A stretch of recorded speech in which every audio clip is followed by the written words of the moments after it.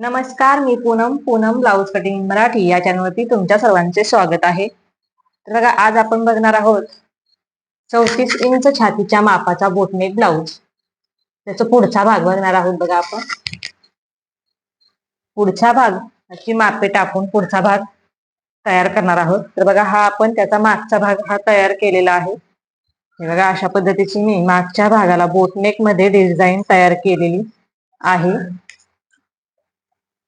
अशा पद्धतीने याचा व्हिडिओ आपल्या चॅनल वरती अपलोड आहे, तो तुम्ही बघू शकता. Boat neck ब्लाऊजचा डिझाईनचा video. तर याचा आपण पुढचा भाग तयार करणार आहोत. 34 इंच छातीच्या मापाचा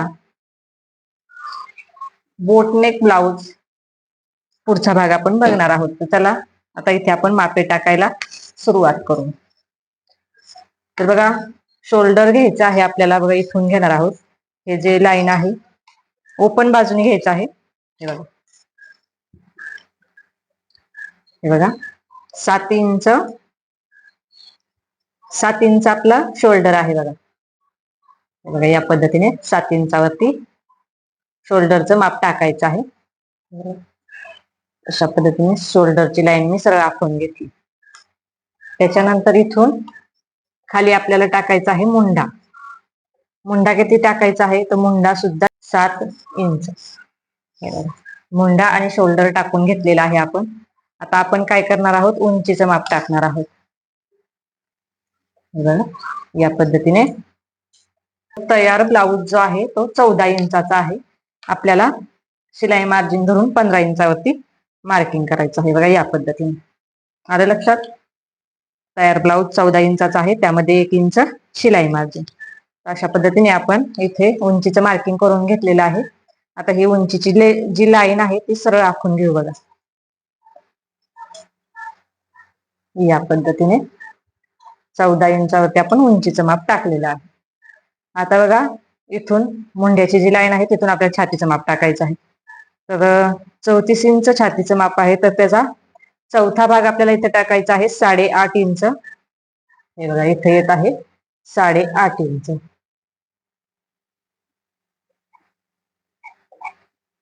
आणि त्यापुढे आपली 1.5 इंच शिलाई मार्जिन. तुम्ही जर 2 इंच शिलाई मार्जिन घेत असाल तर 2 इंच घ्यायचं आहे. मी इथे 1.5 इंच घेते, कारण शिलाई मार्जिन मी इथे पलीकडच्या साईडला वाढवून घेत असते. त्यानंतर खालच्या साईडने 7.5 इंच कमरेचं आणि 1 इंच टक्सचा. अशा पद्धतीने 8.5 इंचावरती कमरेचं माप टाकायचं आहे. बघा, जेवढं छातीचं माप तेवढं कमरेचं माप. आणि त्यापुढे 1.5 इंच आपली शिलाई मार्जिन. हे बघा, या पद्धतीने. आता ह्या दोन्ही ज्या लाईन आहेत त्या आपल्याला सरळ आखून घ्यायच्या आहेत. बघा, या पद्धतीने. आले लक्षात? अशा पद्धतीने. आता बघा, पुढच्या भागाला आकार देण्यासाठी, पुढच्या मुंड्याला आकार देण्यासाठी इथं अर्धा इंचावरतीच मार्किंग करायचं आहे. बघा, आले लक्षात? आणि इथून बघा, तुम्हाला दाखवते कशा पद्धतीने. हे बघा, अशा पद्धतीने थोडस आतून घ्यायचा आहे आकार.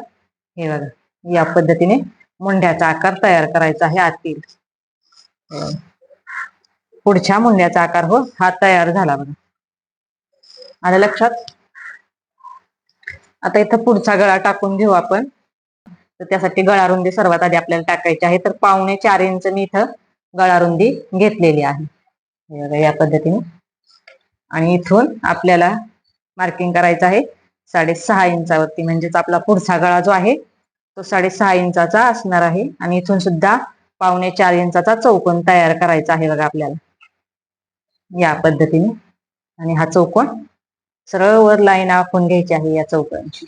आलं लक्षात? आता इथून तुम्ही कोणताही आकार देऊ शकता. इथं आपण गोल आकार देणार आहोत. या पद्धतीचा इथं हा गोल आकार मी तयार करून घेतलेला आहे. आणि लक्षात इथपर्यंत. आता आपण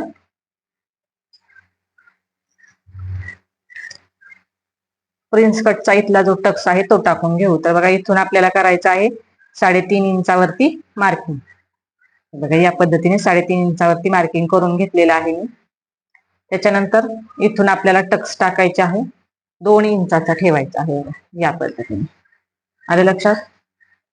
आता बघा, याचा मध्य काढायचा आहे. हे बघा 8.5 इंच आहे, त्याचा मध्य काढायचा आहे. आणि इथून आपल्याला 4.25 इंचावरती मार्किंग करायचं आहे. बघा इथे येत आहे 4.25 इंच. तर हे लाईन इथे जोडून घ्यायची आहे बघा, अशा पद्धतीने. आले लक्षात? आणि इथून आपल्याला सरळ 2.25 इंचावरती अशा पद्धतीने आखून घ्यायचं आहे. आणि इथून आता आपण प्रिन्स कटचा आकार तयार करणार आहोत. इथून बघा 1/2 इंच या साईडला घ्यायचं आहे, कारण शिलाई मार्जिन आपलं इथं असतंय बघा. त्याच्यानंतर आता इथं आपण हा आकार तयार करून घेऊ प्रिन्स कटचा. हे बघा या पद्धतीने, अशा पद्धतीने या पॉइंटला न्यायचं आहे. आणि इथून कव आकार तयार करत हे बघा अशा पद्धतीने इथे जॉईन करायचं आहे. आले लक्षात? अशा पद्धतीने. तर हा आपला प्रिन्स कटचा 34 इंच छातीच्या मापाचा बोटनेक ब्लाऊजचा पुढचा प्रिन्स कटचा भाग तयार झालेला आहे. आता या साईडने किती वाढवायचं? तर या साईडने वाढवायचं आहे, छातीच्या साईडने वाढवायचं आहे 1 इंच. आले लक्षात? आणि कमरेच्या साईडने वाढवायचं आहे 2 इंच. बघा या पद्धतीने 2 इंच वाढवून घेतलं आहे. ही लाईन सुद्धा सरळ आपल्याला आखून घ्यायची आहे बघा या पद्धतीने.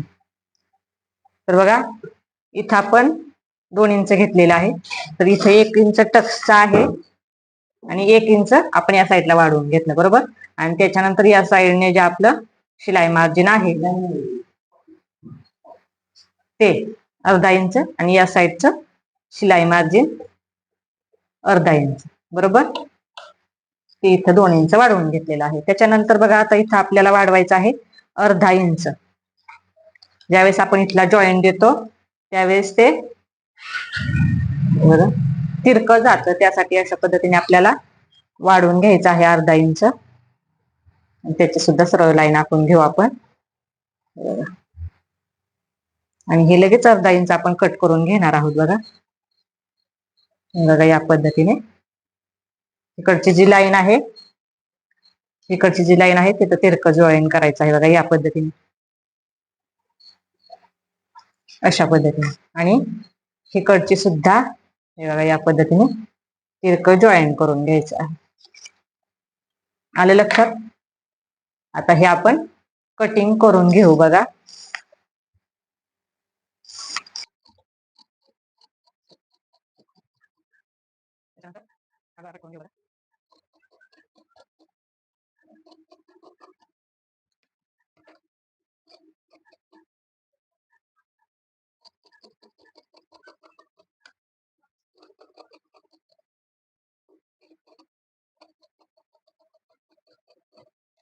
हे बघा अशा पद्धतीने आपला पुढचा भाग मार्किंग करून झालेला आहे आणि कटिंग करून सुद्धा झालेला आहे. तर हे एक्स्ट्राचं कट करून काढायचं आहे. या साईडने जे एक्स्ट्राचं होतं हे आपण मार्जिन मध्ये धरलेलंच नाही, त्यामुळे हे आपण कट करून काढायचं आहे. त्याच्यानंतर बघा शोल्डर उतार देऊन घ्यायचा आहे आपल्याला. 1/2 इंचाचा शोल्डर उतार आपण देणार आहोत बघा इथं या पद्धतीने. हे बघा अशा पद्धतीने तिरकं कट करायचं आहे आपल्याला.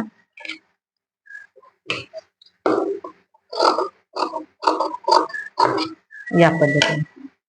आणि आता हे दोन्ही पार्ट जे आहेत ते कट करून घेऊ आपण.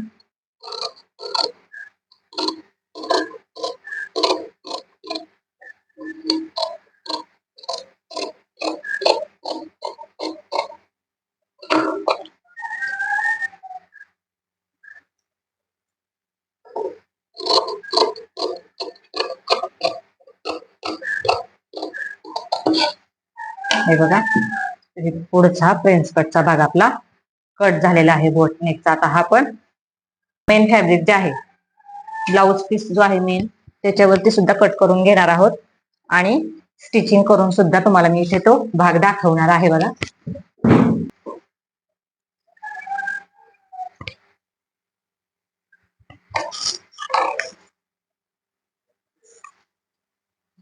बघा हे दोन्ही पार्ट जे आहेत मी ते ओपन बाजूने मांडणार आहे, कारण स्लीव्स साठी बंद बाजू मला ठेवायची आहे. या पद्धतीने हा पार्ट इथे ठेवून मी कट करणार आहे.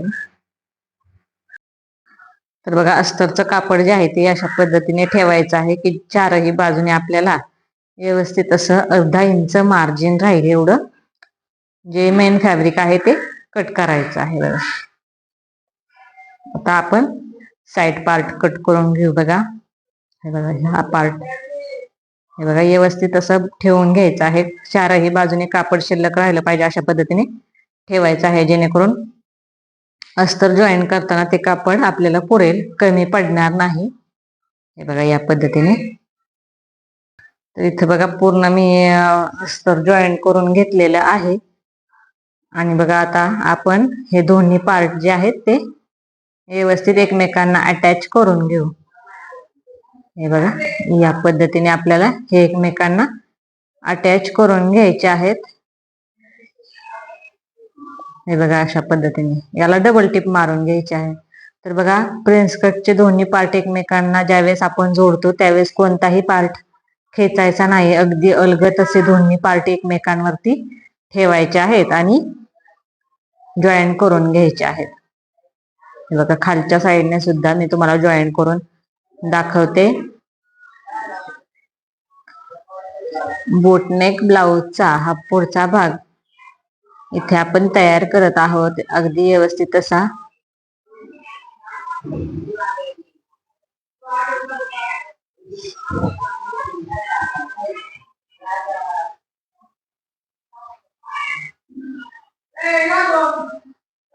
त्याच्यानंतर बघा खालच्या साईडने आपल्याला पट्टी जॉईन करून घ्यायची आहे. बघा हे बघा अशा पद्धतीने बरोबर अर्धा इंच मार्जिन धरायचं आहे आणि पट्टी जॉईन करून घ्यायची आहे. तर ही पट्टी मी जवळजवळ 2.5 इंचाची घेतलेली आहे. तुम्ही 2 इंचाची सुद्धा घेऊ शकता. बघा एक्स्ट्राची मी दाब मध्ये घेतलेली आहे. तर त्याच्यानंतर बघा 1.5 इंचाची मी पट्टी ठेवलेली आहे आणि वरच्या साईडने टिप मारून घेतलेली आहे पट्टी दुमडून. अशा पद्धतीने पट्टी जॉईन केली तर फिनिशिंग व्यवस्थित येते. बघा त्याच्यानंतर दुसऱ्या साईडने सुद्धा जॉईन करून घेऊ आता दुसऱ्या पार्टला सुद्धा. तर बघा 1.5 इंचाची पट्टी इथे मी जॉईन केलेली आहे. आता हे दुसऱ्या पार्टला सुद्धा जॉईन करून घेऊ. बघा याच्यावरून दाबटीप सुद्धा मारून घ्यायची आहे म्हणजे पट्टी व्यवस्थित अशी दुमडली जाते. बघा आपली फोल्ड होते व्यवस्थित अशी. बघा आता इथे मी एक दाबटीप द्यायची आहे आणि नंतर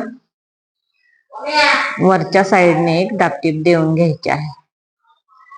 हे बघा या पद्धतीने. व्हिडिओ जर आवडला असेल तर व्हिडिओला लाईक करायचा आहे. बघा बघा अशा पद्धतीने आपण पार्ट तयार करून घेतलेले आहेत. आता आपल्याला हुक आणि आईची पट्टी जी आहे ती बसवून घ्यायची आहे. बघा हे बघा या पद्धतीने हुकायची पट्टी आपण लावून घेऊ. तर हुकाची पट्टी आपली 1.5 इंचाची राहणार आहे आणि आईची पट्टी आहे ती आपली 2 इंचाची राहणार आहे. बघा या पद्धतीने अशा पद्धतीने तिला दुमडून घ्यायची आहे आणि टिप मारून खालच्या साईडने लॉक करून घ्यायचं आहे. बघा आता दुसऱ्या पार्टला आईची पट्टी आपण बसवून घेऊ. तर बघा या पद्धतीने एक्स्ट्राचे कट करायचं आहे आणि पट्टी दुमडून घ्यायची आहे. हे बघा या पद्धतीने. अशा पद्धतीने आपण प्रिन्स कटचा पुढचा भाग तयार करायचा आहे. आता इथे आपण ब्लाउजला गोट लावणार आहोत. तर बघा गोट जो आहे तो कशा पद्धतीचा मी लावत आहे तर ते तुम्हाला दाखवते. तर त्याआधी बघायचं आहे आपला पुढचा गळा जो आहे तो व्यवस्थित गोल आहे का. जर गोल नसेल तर व्यवस्थित असा गोल करून घ्यायचा आहे. तर इथे बघा तिरक्या कापडातल्या पट्ट्या काढायच्या आहेत आपल्याला या पद्धतीने आणि पट्टी तिरक्या कपड्यातली पट्टी काढून ती दुमडून घ्यायची आहे. बघा या पद्धतीने आणि त्याच्यानंतर हे बघा लॉक करून घ्यायचे आहे. आणि आता ही पट्टी जी आहे ती आपल्याला गोट तयार करायचा नाही तर पूर्ण अशी दुमडायची आहे. बघा आणि याला हातशिलाई सुद्धा तुम्ही करू शकता. तिथे मी साधी टिपच मारून घेणार आहे, हातशिलाई करणार नाही. टिप जरी मारली तरी व्यवस्थित असं दिसतं. बघा